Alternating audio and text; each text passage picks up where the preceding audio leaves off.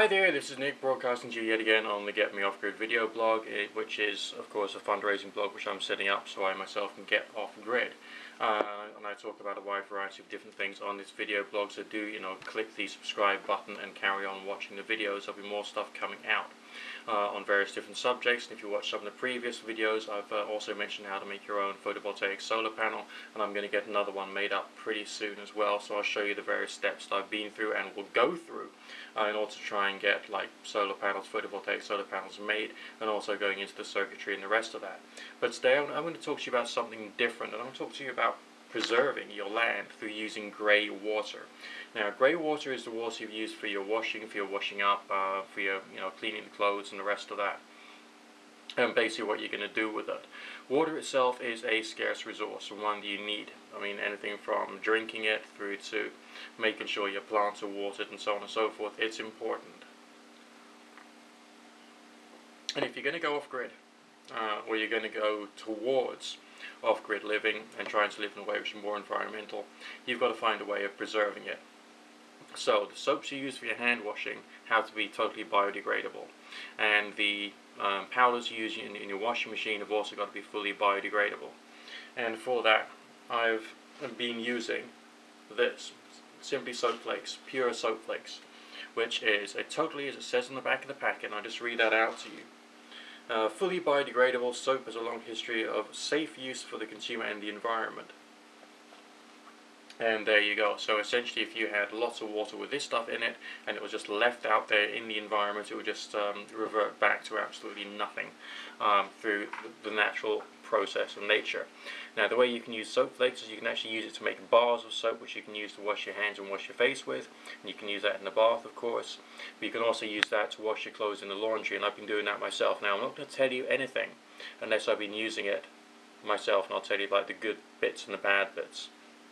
If you want to use it in your washing machine, what you do is you take one dessert spoonful of the soap flakes, you put it into a largish plastic container, put about 2 pints worth of boiled water, hot water straight from the kettle onto it, let the soap fully dissolve, then pour it onto your clothes in the washing machine itself. Do not put it in the drawer, okay? You literally pour it onto your clothes in the washing machine, slam the door, and then turn the machine on, putting nothing else into the washing machine.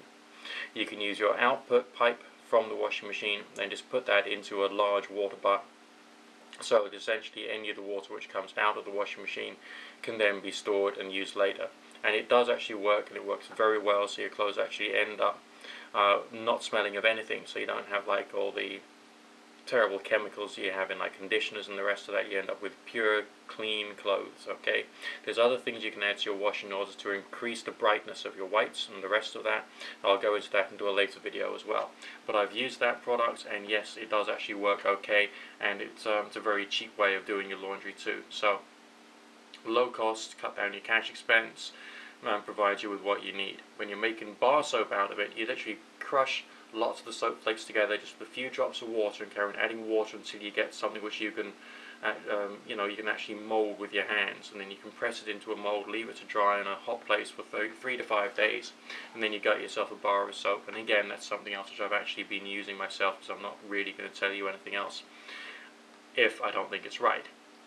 Now, as far as washing up liquid's concerned, there are various recipes on the internet, so which I can tell you about, yeah, sure, because some people claim that they've got some benefits from it.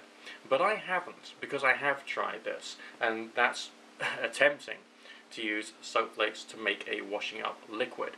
And for that, the recipe says you need 10 grams of soap flakes, 10 grams of washing soda, okay, not bicarbonate soda, washing soda, and you dissolve that in 1 liter of boiling water, and then basically add 1 teaspoon or tablespoon's worth of either vinegar or lemon juice, and then you leave it basically to set, and you get a gel which you're supposed to be able to use for your washing up. The dangers of that, I've discovered, is that you can't rinse it off properly, and also when you're using it, the soda, which is actually rather caustic, can get into your hands and feel very uncomfortable. The various fumes from it can be an irritant to your eyes. So unless you're actually wearing basically rubber gauntlets, and you've got goggles on as well as something to protect yourself from the vapors that you're maybe inhaling, it's actually not very good to use. From my personal experience, this is just me telling you my experience. So although it might be biodegradable, purely through using it, it's not that safe. And also, as far as rinsing it off is concerned, actually rinsing it off your cups, your plates, and all the rest of that, it's very difficult to do. So essentially, your plates and your cups might look clean and might smell clean in every possible way. Same with your glassware as well. But essentially, when you put your hot water in your teacup, you can end up drinking the soap and the soda, which basically doesn't do you any good at all. It feels nasty. It makes you feel ill, and I can't work out a way. There must be a way of safely using soap flakes to be able to make a good washing up liquid, but I have not yet found that. So essentially, you'll still need to use something like an Ecova or similar branded biodegradable washing up liquid. But with that, you may have to be careful if you've got some kind of sensitivity to gluten, because some forms of washing up liquid which are biodegradable may contain gluten. So if you've got like celiac disease, you've got to be careful of the washing up liquids you're using. Okay? So I myself would not, repeat, would not use soap flakes to make washing up liquid. Alright? But you can use that for your hand soap. You can actually make a gel which you can use in the shower, in which case you use a relatively weak solution. It's not like when you're making a bar of soap and you take lots of it and just add a little bit of water. If you were to take like a margarine tub and just put a thin layer of soap flakes on the bottom and fill the whole thing up with boiling water from the kettle, the next day you end up with this gloopy stuff, and you can like mush it around in your hands. You can take an empty shower gel container, squeeze the air out of it, shove it in, and then suck up the gloop into the container. Alright, it moves in a very peculiar way. It's a bit like partially cooked egg white in terms of appearance, and also the way it moves. It's like a long chain molecule type structured liquid. But you can shower with it, you can wash with it, you can wash your hair with it, and so it is in fact okay for that. And of course it's totally, pure soap. This particular brand is not good for people who have nut allergy, because there's palm oil used in its manufacture.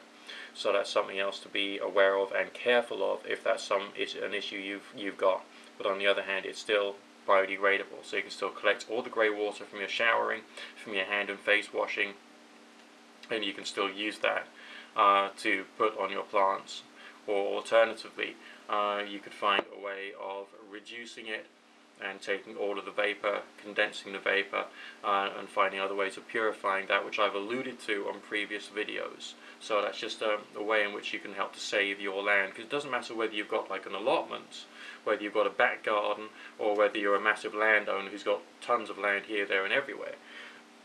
The bottom line is you're going to still want to have to use that land later on. It doesn't even matter if you just got a window box. Alright, if you've just got a window box, the last thing you want is to have unpleasant chemicals around which are going to do some damage. Now, putting your washing up water onto your plants is a possibility, but the benefits of using soap, proper soap rather than a detergent, is that the soap can actually act as an insecticide to a certain degree, and therefore you can probably help to protect your plants, as well as providing something biodegradable to go into the growing land you may be using. And just a few tips from Nick today.